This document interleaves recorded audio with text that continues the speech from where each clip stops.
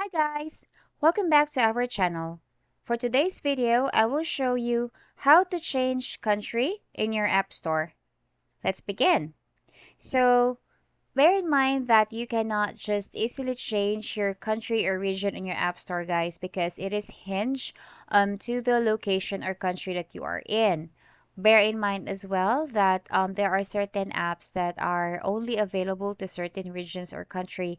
And if you are in a different location or country, you won't be able to install or download these apps. But most importantly, before you could actually make some changes on the country or region, guys, you need to cancel any existing subscription that you have. Otherwise, there's no way for you to change your country or region.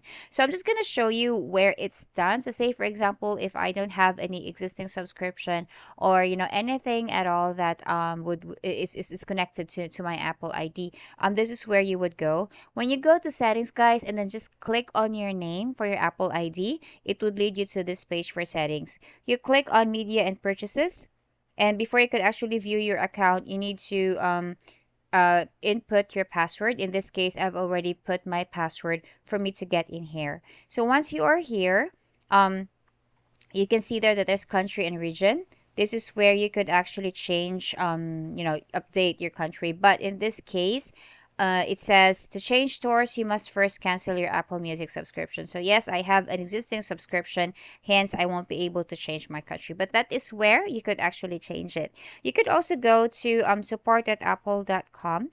There's like a step-by-step here on how you would be able to change your region. So once you're able to do that, you would be able to change already your location as well in your app store. All right? So I hope you learned something today. If you want to learn more about iPhone features, just subscribe to our channel. Thank you for watching. Goodbye.